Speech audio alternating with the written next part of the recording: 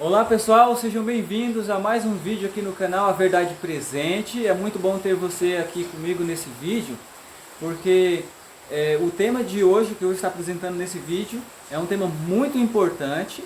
E se você ainda não está inscrito no canal, se inscreva aqui e ative o sininho para você receber as notificações dos próximos vídeos que eu vou estar colocando aqui no canal. E também deixa o seu like, porque é muito importante para ajudar o canal aqui a crescer e outras pessoas acharem também o vídeo, né? E compartilhe o vídeo nas suas redes sociais para que outras pessoas possam ter a possibilidade de assistir esse tema e poder discutir também. E deixa o seu comentário aí sobre o que você acha desse tema, né? Então, eu tenho lido alguns artigos na internet que você pode ver aí, criticando os adventistas do sétimo dia com relação ao decreto dominical. Como você pode ver, existem muitas críticas duras, com relação à maneira como os adventistas do sétimo dia entendem as profecias de Daniel, e especialmente de Apocalipse 13.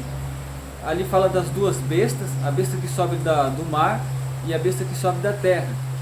E os adventistas do sétimo dia têm crido e pregado que a segunda besta, na qual eles interpretam como sendo os Estados Unidos da América do Norte, vai impor uma lei dominical, ou decreto dominical, como queira dizer, que vai obrigar o mundo todo a guardar esse dia. Ou seja, todo o mundo vai seguir o exemplo dos Estados Unidos, que são os protestantes ali, que vão impor através do governo civil uma lei dominical. E muitas pessoas de outras denominações diversas, discordando desse ponto de vista dos adventistas do sétimo dia, alguns têm sido assim um pouco indelicados até na sua maneira de tratar a maneira como os adventistas do sétimo dia interpretam esse texto bíblico. O texto de Apocalipse capítulo 13, capítulo 12, capítulo 14, capítulo 18, capítulo 17. Então, alguns, na sua delicadeza, dizem que o decreto dominical é uma utopia adventista. Outros dizem ainda que é uma síndrome de perseguição. Será que os adventistas do sétimo dia estão interpretando errado esse texto e muitas outras denominações que estão interpretando de maneira correta? Será que pode haver mesmo um decreto dominical? É possível haver um decreto dominical? Será que isso vai acontecer? Ou isso não vai acontecer? Ou isso é impossível de acontecer? Bem, eu queria pontuar uma coisa, que é muito importante a gente entender. Os adventistas do sétimo dia têm um método de interpretação da Bíblia, das Escrituras, que é bem diferente dos demais.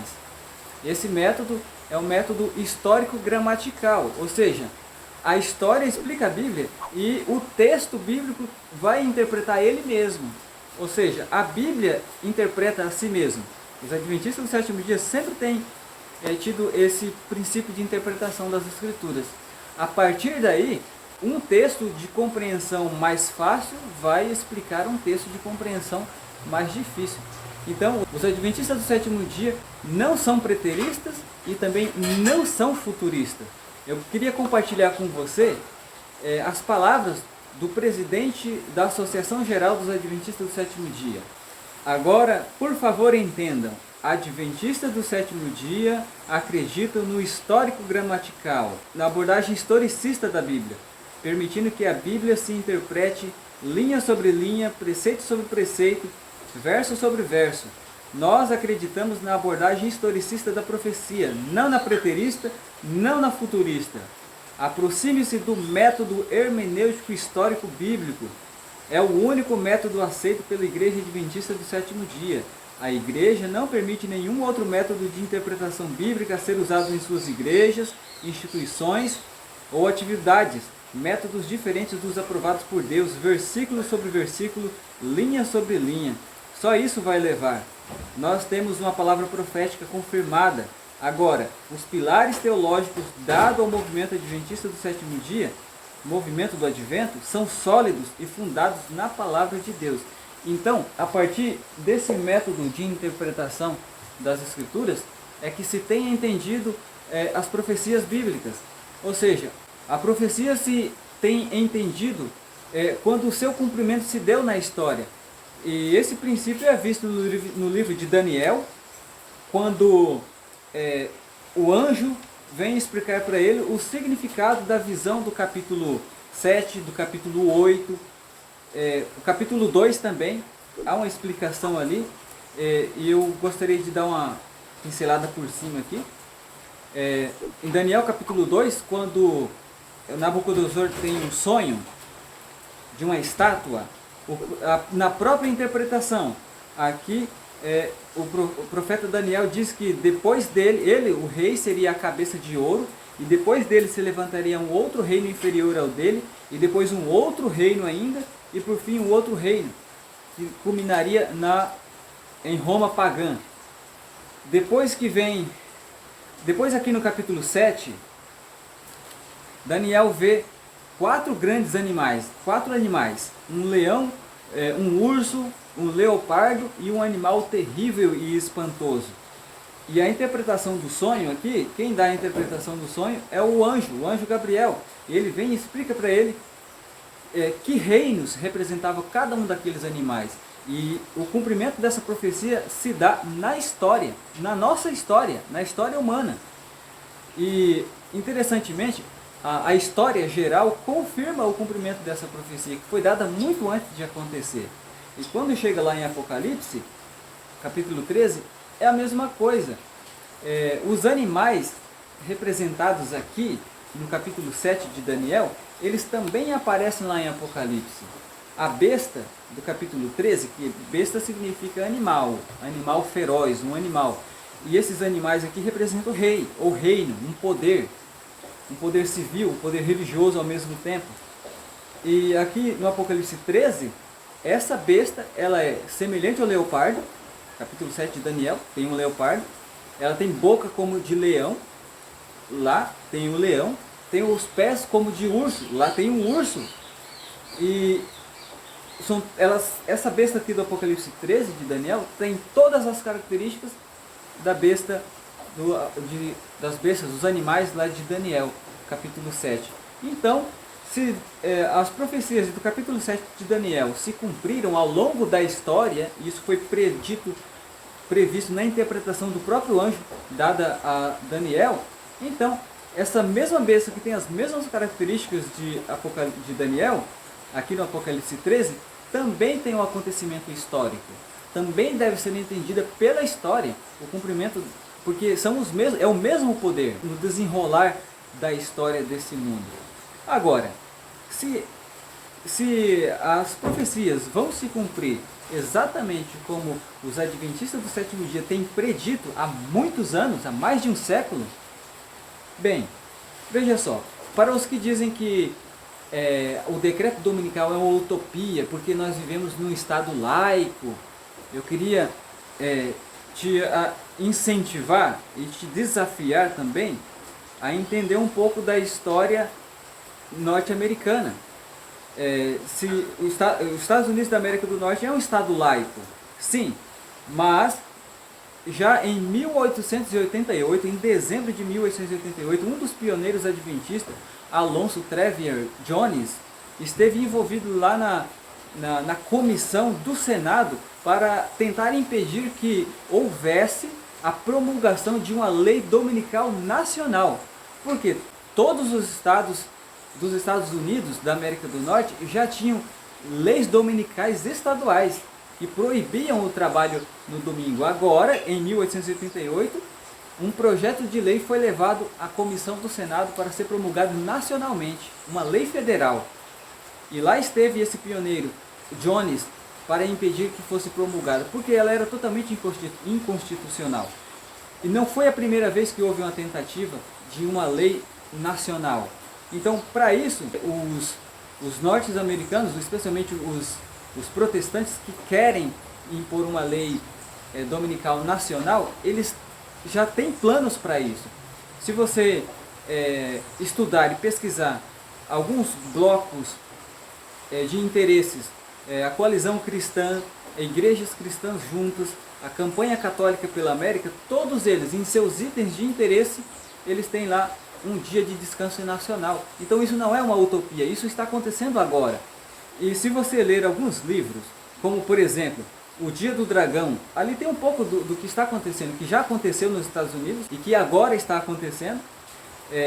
O Dia do Dragão é de Clifford Goldstein, Apocalipse 13 de Mervyn Moore, esse eu tenho aqui, Apocalipse 13, onde que ele está? Aqui. Apocalipse 13,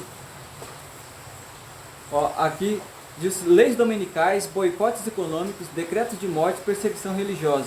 Isso poderia realmente acontecer?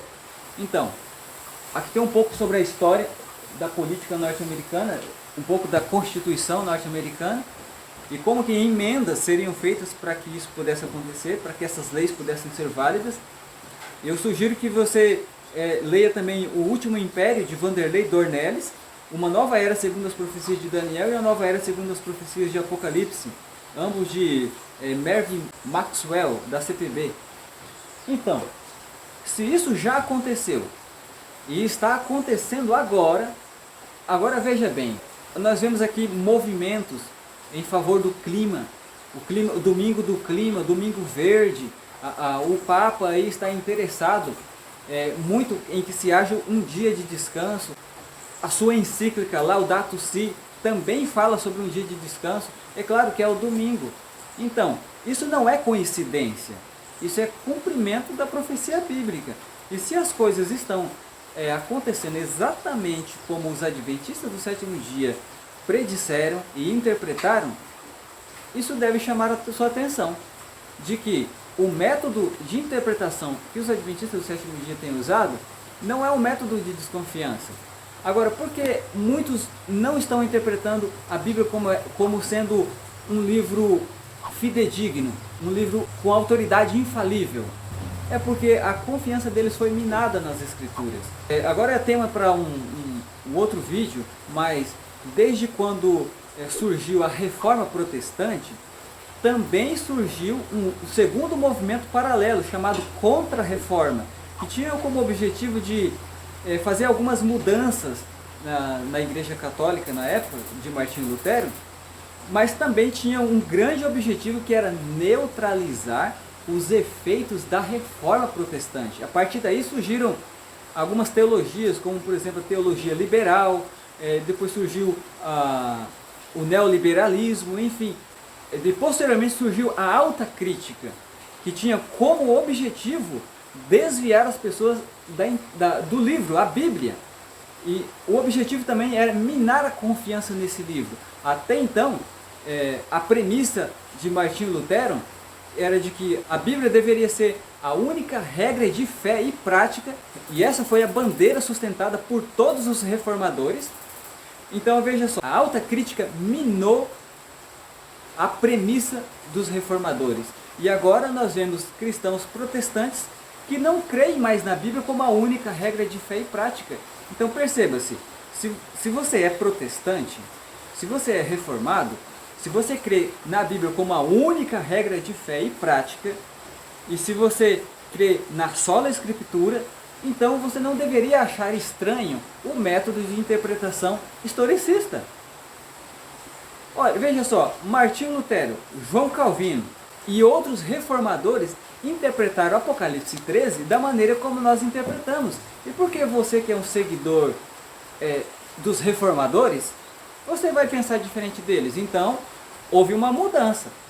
A mudança não houve no catolicismo romano e a mudança não houve nas Escrituras. A mudança houve nos protestantes depois, porque aceitaram de bom grado uma teologia deturpada que surgiu a partir da Contra-Reforma, justamente para minar e para desfazer os efeitos da Reforma Protestante, para desfazer o progresso da Reforma Protestante. Tanto é que acabou a Reforma Protestante para muitos, de certa forma. Então, perceba-se que as coisas estão acontecendo. E como elas estão acontecendo literalmente como a Bíblia já tinha predito. Nós simplesmente tomamos a Bíblia tal como ela é. Dá uma olhada no cenário mundial e vê se não há coerência na maneira como os adventistas do sétimo dia têm interpretado as Escrituras. Se você quer conhecer mais a respeito das profecias bíblicas, eu gostaria de pedir para você, te convidar a você acessar o link que está aqui na descrição. Aqui tem alguns estudos sobre Daniel, sobre Apocalipse, que você pode fazer. E se você chegou comigo até aqui, nesse momento do vídeo, obrigado por você assistir o vídeo, compartilhe com outras pessoas, se inscreva no canal, ative o sininho aí e até o próximo vídeo. Tchau!